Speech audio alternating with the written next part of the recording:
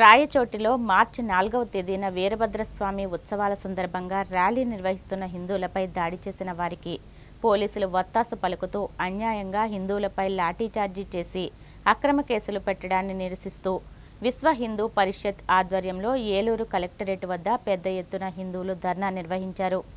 రాయచోటిలో మార్చి 4వ తేదీన వీరభద్రస్వామి ఉత్సవాల సందర్భంగా ర్యాలీ నిర్వహిస్తున్న హిందువులపై దాడి చేసిన వారికి పోలీసులు వత్తాసు పలుకుతూ అన్యాయంగా హిందువులపై లాఠీచార్జీ చేసి అక్రమ కేసులు పెట్టడాన్ని నిరసిస్తూ విశ్వ హిందూ పరిషత్ ఆధ్వర్యంలో ఏలూరు కలెక్టరేట్ వద్ద పెద్ద ఎత్తున హిందువులు ధర్నా నిర్వహించారు. హిందువులపై దాడి చేసిన వారిని వెంటనే అరెస్టు చేయాలని, అక్రమ కేసులు ఎత్తివేయాలని నినాదాలు చేశారు. అనంతరం జిల్లా కలెక్టర్ను కలిసి దాడికి పాల్పడ్డ వారిపై చర్యలు తీసుకోవాలని, రాయచోటి ఘటనపై సమగ్రంగా విచారణ చేయాలని వినతి పత్రం సమర్పించారు. రాయచోటిలో వీరభద్రేశ్వర స్వామి ఆలయానికి సంబంధించినటువంటి పార్వేటి ఉత్సవం నిర్వహించడం జరుగుతోంది.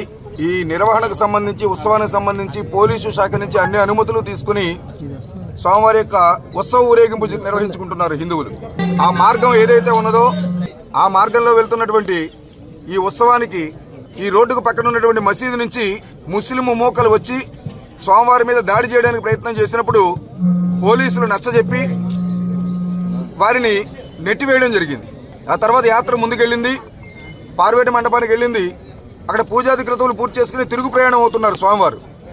ఆ సందర్భంలో మార్గ మధ్యలో ఉన్నటువంటి మరొక మసీదు దగ్గర తిరిగి మళ్లీ రెండవసారి దీని మీద అటాక్ జరిగింది.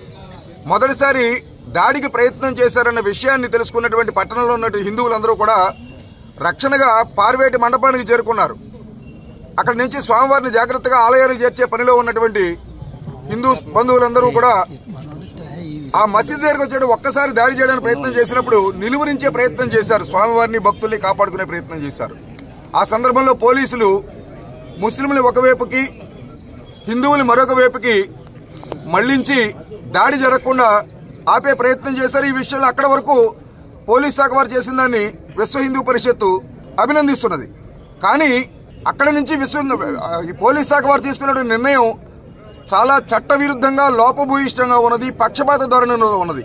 ఎవరైతే దాడి చేశారో వాళ్ల మీద చర్య తీసుకోవాల్సినటువంటి పోలీసు శాఖ, ఎవరైతే అనుమతులతో ఉత్సవం చేస్తున్నారో వాళ్లకి రక్షణ ఇవ్వాల్సినటువంటి పోలీసు శాఖ, ఎప్పుడైతే రోడ్డు మీదకి ఈ ఉత్సవాన్ని మళ్లించారో రెండోసారి దాడి నుంచి సుమారు 200 మీటర్ల దూరం ఉత్సవం వెళ్లిపోయిన తర్వాత ఒక్కసారి పోలీసులు విరుచుకుపడి చిన్న లేదు, పెద్ద లేదు, మహిళలు లేదు, వృద్ధులు లేదు, భక్తులు లేదు, యథేచ్ఛగా విచ్చలవిడిగా లాఠీ చార్జీ అనేది ఒక ఉత్సవంలో చేయవలసి వచ్చినప్పుడు, అది అనివార్యమైనప్పుడు హిందువుల నుంచి ఏమైనా స్పందన లేదు.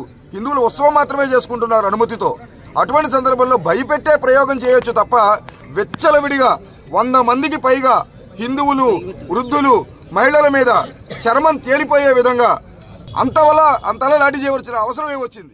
కాబట్టి మీరు ఇదే కనుక చేస్తే హిందువులు తమను తాము రక్షించుకోవడం కోసం ఈ పోరాటాన్ని మరింత ముందుకు తీసుకెళ్లే అవకాశం ఉంది. కాబట్టి ఈ విధమైనటువంటి ఆంక్షల్ని హిందువుల ఉత్సవాల మీద పోలీస్ శాఖ మానుకోవాలి. అదే సందర్భంలో రక్షణ కల్పించవలసి వచ్చినప్పుడు రక్షణ కల్పించబోగా హిందువుల మీద చర్యలు తీసుకునే ఈ కుతంత్రాన్ని ఆపివేయాలి.